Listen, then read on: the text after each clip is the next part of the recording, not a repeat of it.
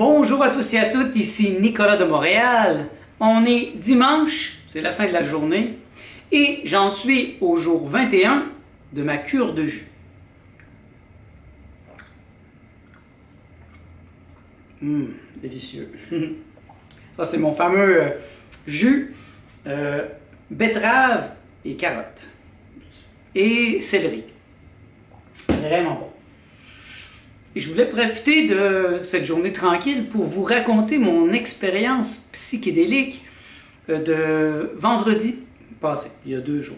Ça a été assez incroyable comme expérience et j'ai le goût de vous la raconter. Et comme d'habitude, il y a une progression. À chaque fois, il y a une progression, il y a une suite logique. C'est quelque chose d'incroyable parce que ça ne m'avait pas fait ça il y a une dizaine d'années quand j'ai fait mes expérimentations. Il y a une dizaine d'années, j'ai expérimenté aussi comme ça tous les semaines pendant 4 ans. Et il n'y avait pas nécessairement... c'était pas comme une histoire qui se développait. Mais là, présentement, c'est comme... il y a quelque chose qui se développe à chaque fois. Et disons que le thème de cette fois a été encore la peur. La panique presque, la peur la plus intense que j'ai jamais vécue. Laissez-moi vous raconter. Donc je commence mon expérience. Comme d'habitude, j'aime ça ici, venir dans ma chambre. Je me couche sur le lit. Je prends des doses héroïques, ça je dois vous dire. C'était une dose assez forte. Et étant donné que je suis sur une cure de jus, je dois être plus sensible que d'habitude parce que c'était vraiment fort. Et ça n'a pas été long, j'ai même pas eu le temps de faire des exercices de respiration. C'était déjà commencé. Et il y avait des interférences encore cette fois avec des insectoïdes. Mais je commence à être habitué, donc j'ai compris que je peux faire la demande. Donc je demande à ne pas avoir d'interférence. Je demande à ce que toutes les présences qui sont dans ma chambre partent, qui ne sont pas les bienvenues, que je veux être seul. Et donc j'ai réussi quand même à me débarrasser, mais c'était un peu comme des moustiques l'été, hein? On peut faire ça. Ils reviennent toujours. Et là, il arrive un moment, et ça c'est depuis 4 fois peut-être, il arrive un moment où là, je vois des présences, ils viennent pour me prendre, et ils me disent bon, c'est le temps de partir. Puis tu viens avec nous. Mais je sens que c'est pas... il y a quelque chose qui est pas... je me sens pas bien dans ça, et j'ai peur. Et je veux pas. Ça fait plusieurs fois que je dis non, je veux pas partir. Et encore aujourd'hui, vendredi, là, ils étaient extrêmement pressants, ils voulaient me faire partir. Un peu comme un vendeur qui veut vous vendre quelque chose, qui vous dit aujourd'hui, je vous donne un bonus de 50% si vous l'achetez maintenant, seulement maintenant, demain, non. Et c'est un peu ça, ils me prennent juste à un moment où je suis vraiment comme, peut-être pas attentif, mais je suis attentif, et là je dis non. Je suis obligé de me réveiller, de me lever, de me cire, et là ça insiste, je commence à me sentir mal. Je suis obligé d'appeler Martha qui travaillait à côté, donc Martha vient m'aider, juste me prendre la main, juste être là pour me rassurer, et je garde les yeux grands ouverts. Et là, pas moyen de trouver une position où je suis bien, là j'ai peur. Puis la peur monte de plus en plus, avec la force de l'expérience qui continue d'augmenter. Je décide de me lever, d'aller dans le salon. Il y a de la lumière, il y a c'est plus clair. Donc je me lève, je m'en vais dans le salon, et là ça continue d'augmenter. Je continue d'avoir peur, et j'ai des pensées morbides. Vraiment, et je me sens pas bien, et j'ai peur, de plus en plus peur. Une peur sur le point de la panique. Je suis sur le point de paniquer, là, perdre les pédales. Et là, je me dis, si je suis obligé d'aller à l'hôpital, c'est des peurs comme ça qui sont non fondées, mais de perdre le contrôle. Et j'ai même essayé de me faire vomir, mais rien à faire. Tout était déjà passé, j'avais rien dans l'estomac, plus j'ai rien mangé cette journée-là. Donc je dis ok, il faut aller de l'avant. J'essaie de prendre un grand verre d'eau, je me mets à bouger, et je me rends compte qu'en bougeant, ça m'aide. Alors là, et soudain, ça crée comme une craque. Je reçois l'information, ça me dit, t'as trop d'énergie, il faut que tu bouges. Bouge. Ok, je me mets à bouger, à sauter, à à courir un peu, à marcher, à danser. Et là, je fais des gros rots, de l'air qui sort. Ça me libère un peu. C'est un peu comme si il y avait des toxines en moi, puis l'air était plein de toxines. Et donc là, ça commence à aller mieux, tranquillement, mais je peux vous dire que j'ai jamais eu peur comme ça. Et là, je commence à me dire, peur. Pourquoi j'ai peur? J'ai peur de quoi? Je sais pas. Il n'y a rien. J'ai peur de quoi? C'est comme s'il y avait une présence ou quelque chose, ou c'est trop d'énergie, j'ai peur pour ma propre vie, peur de mourir. Et là, en bougeant, bon, je réussis à me calmer juste assez pour commencer à recevoir l'information. Et là, soudain, je sens la présence du maître. Le maître étant Yeshua. Je me sens présentement adombré par Yeshua. Il y a une présence qui est là depuis plusieurs fois. Et pour moi, c'est lui. C'est aussi mon être. Ça dépend de quel point de vue, de quelle perspective on voit. C'est mon être qui grandit et qui commence à me parler. Et donc, je reçois de l'information qui me dit, là, tu as trop d'énergie. Et ce que tu es en train de faire, c'est la préparation à la réception du maître. Je pense que j'ai donné cet exemple déjà. Imaginez que vous êtes... donc, je suis sur une ampoule de 40 watts, et puis là, soudain, je deviens une ampoule de 500 watts. L'énergie est au plafond. Et mon corps n'est pas encore assez fort pour recevoir le Christ, la descente du Christ en moi. Et ça peut me briser, vraiment. Au lieu de m'illuminer, ça peut me brûler. Et je pense que c'était un avertissement très fort. C'est un peu ça que j'ai senti. C'était trop, l'énergie voulait descendre. Je la demande parce que je le veux, je le désire. Mais mon corps doit être prêt à recevoir ça. Et moi, ma nature, c'est comme ça. Je saute les étapes. Je court-circuite pour monter le plus rapidement possible. J'ai toujours été comme ça. Et je pense que c'est une grande qualité. Et si c'est fait avec sagesse. Et donc là, je commence à vraiment sentir la présence du maître. Le maître Yeshua. Et ça commence à aller beaucoup mieux. Là, je commence à bien aller. Et puis là, Martha est là. Donc là, je peux commencer à la prendre dans mes bras. Il y a un moment intime avec elle. Je la serre, je l'embrasse. Je viens vraiment proche. On est vraiment proche à ce moment-là. Donc, je ne peux pas faire semblant. Je suis très, très intime avec elle. Et là, je sens la présence de Yeshua. Pour ceux qui ne savent pas, Yeshua, c'est Jésus. Jésus, pas le Jésus des chrétiens nécessairement, mais le Jésus dans le livre secret de Yeshua que j'ai terminé de lire cette semaine. Et donc, je sens sa présence. C'est ce que j'appelle l'adombrement. Je demande à être présent parce que je ne veux pas que ça soit de la canalisation dans le sens que le maître arrive et moi je m'en vais et je laisse la place. Non, moi je veux être présent. C'est la seule condition à laquelle j'accepte la présence en moi d'un maître. Un maître de sagesse. Et là, je le sens, c'est beau. Je sens sa beauté. Et puis là, j'ai des moments de félicité, d'extase incroyable. C'est tellement fort que je perds toute composture. Mon corps devient mou, comme s'il y avait une perte de contrôle de mon corps. C'est Martha qui est obligée de me retenir parce que je deviens totalement mou. Et là, je peux comprendre l'extase, la compassion du Christ. Je la ressens, je la vis. Il me la partage. Et franchement, je dirais que ça, c'est le clou. C'est le top de mon expérience. C'est ce qui m'incite à continuer.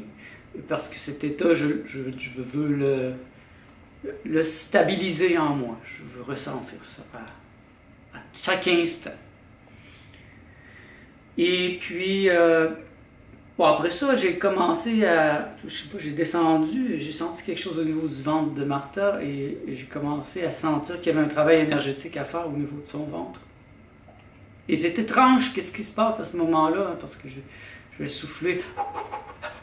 Puis c'est comme des mouvements, c'est comme si un être, c'est mon être, mais en même temps c'est Yeshua, le Christ, qui prend la maîtrise de mon corps et qui m'enseigne par l'intérieur des techniques ancestrales de guérison. C'est comme ça que je peux l'expliquer pour l'instant. Je vous demande une grande ouverture d'esprit parce qu'il y a une partie des choses que je vous dis que je ne peux pas encore bien expliquer, donc je vous l'ai dit comme je les ai vécues. Bien sûr, c'est une expérience psychédélique, ça porte à être interprété, mais j'ai quand même des connaissances qui m'indiquent que c'est réel, il y a quelque chose qui se passe.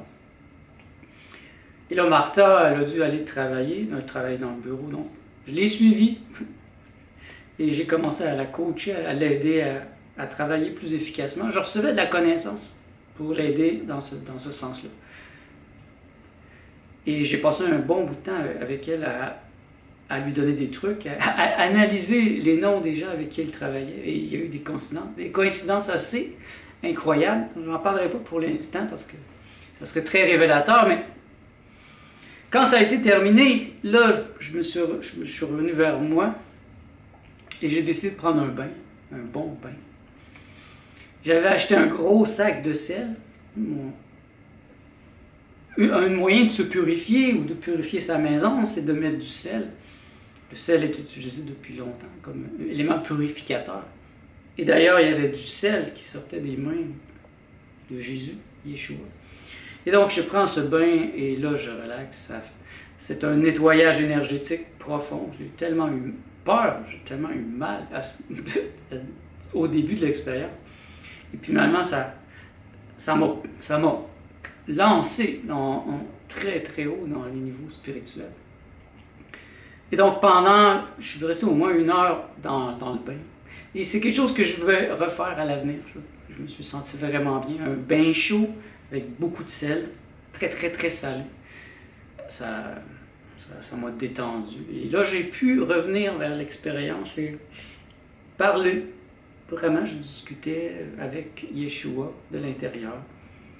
Et il me ramenait vers cette expérience de félicité, d'extase. Je ne sais pas comment le dire. Il y a comme un cri de jouissance. Un ah! C'est pas ça, mais c'est un cri intérieur de jouissance. Pas devant la beauté, devant... Je vais mieux vous le décrire, je vais réfléchir à comment exprimer cette expérience. Et alors là, j'essaie d'en savoir plus, de comprendre qu'est-ce qui s'est passé au début. C'est quoi ça? C'est un genre de kidnapping spirituel. C'est ce qui me fait peur au début, et c'est insistant à chaque fois, ça revient. C'est comme si... c'est mon impression, je ne sais pas si c'est vrai.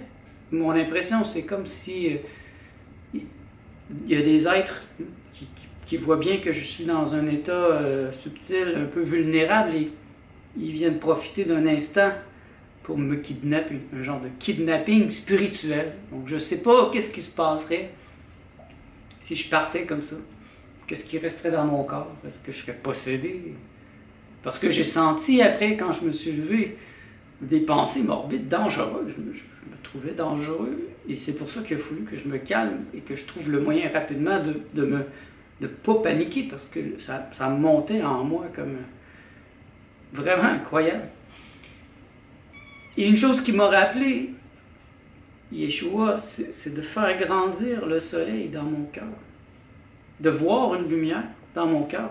La laisser grandir, la laisser prendre toute la place. Donc, j'ai passé une partie de l'expérience à méditer sur ça, à me laisser baigner dans ce soleil au niveau de mon cœur. Et donc, c'est ça, l'expérience que je voulais partager avec vous. C'est incroyable, surtout quand on la vit de l'intérieur. Pour moi, c'est un avertissement. Je ne peux plus faire mes expériences ici. Parce que jusqu'à maintenant, j'ai fait mes expériences couchées ici, je fermais la porte, et puis là, quand j'étais prêt, j'ouvrais la porte. Martha venait me voir. Mais là, avec ce qui s'est passé, je me rends compte que Martha doit être présente avec moi tout le long. Donc, une présence de quelqu'un est très importante. Surtout Martha qui m'accompagne, qui me comprend et qui n'a pas paniqué, Quelqu'un d'autre aurait pu paniquer. J'aurais pu faire peur de me voir courir comme ça et avoir peur et paniquer. Et je comprends maintenant mieux comment quelqu'un peut avoir une crise de panique et perdre tout contrôle. J'en étais sur le point, mais il y a une sagesse en moi qui m'a empêché de perdre les pédales et de revenir et de trouver la solution. Parce qu'il y a la connaissance qui m'est donnée depuis quelques fois, 4 fois je pense. Je commence à recevoir la connaissance et je sais quoi faire.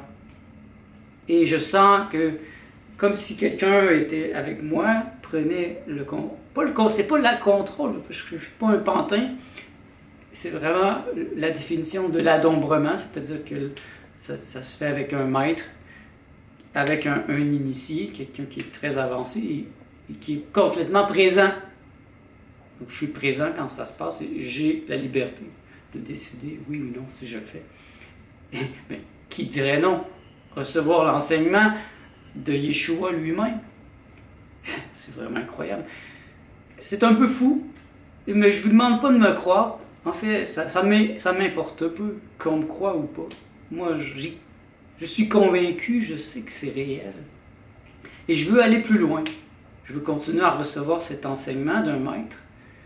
Je sais c'est quoi recevoir l'enseignement d'un maître. Je l'ai déjà reçu d'André Moreau, mais cette fois c'est différent. C'est un maître dans l'invisible, un éternel, un vrai éternel, qui considère que je peux recevoir cet enseignement et l'appliquer, l'intégrer et puis l'enseigner par la suite. Je suis en phase de l'apprendre et de le maîtriser. Et je continue à lire les livres de Daniel Mauroy. Là, je suis en train de lire Vision essénienne et ça m'aide beaucoup à comprendre ce qui m'arrive. Ça n'explique pas tout, bien sûr, mais il y a beaucoup de choses que je comprends mieux maintenant.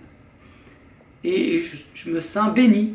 Je me sens très privilégié d'avoir cette connexion, ce don, de recevoir la visite d'un maître comme ça. Donc, ce que je sens, c'est que je dois me préparer très sérieusement à la venue de plus en plus rapprochée du maître qui va me parler, qui va parler à travers moi et qui va m'enseigner une sagesse ancestrale qui s'est perdue et qui tente d'être retrouvée. Je ne suis pas le seul à faire ça. Et c'est paradoxal parce que plusieurs autres personnes peuvent faire ça. C'est comme ceux qui font de la canalisation avec les anges, les êtres de lumière. Je pense que c'est quelque chose de similaire, sauf que dans mon cas, je refuse d'être un canal. Ça, c'est mon aspect jovialiste. Je ne laisserai pas la place à personne parce que c'est moi qui va parler dans mon immanence. Et donc, si un maître veut être là en moi, ben, il doit m'adombrer. Je ne vais pas le canaliser. Comme par exemple, Pierre Lessard fait de la canalisation et lui, il dit que quand le maître arrive, puis lui c'est le maître Saint-Germain, eh bien, lui, il s'en va. Il reçoit des enseignements. Et quand il revient, il ne sait pas ce qu'il s'est dit, il ne se souvient de rien. Moi, ça ne va pas arriver, je ne désire pas être un canal. Je ne suis pas un canalisateur. Par contre, je veux être un maître réalisé. Je veux être un Christ vivant. Je veux recevoir le souffle en moi et le développer. Parce que c'est le temps, je pense, que nous devenions tous des Christ. Je l'ai souvent dit. Il y a trop de chrétiens, pas assez de Christ. Et il y a trop de bouddhistes, pas assez de Bouddha. C'est sur cette pensée que je vais vous laisser à vos propres réflexions. Donc, si vous avez des suggestions, des ressentis, si vous comprenez mieux ce qui m'arrive, j'aimerais beaucoup que vous me disiez qu'est-ce qui se passe selon vous. Ça va m'aider à mieux comprendre la situation et à progresser plus rapidement pour mieux vous en donner. Donc, merci d'être à l'écoute. On se revoit dans le prochain vlog.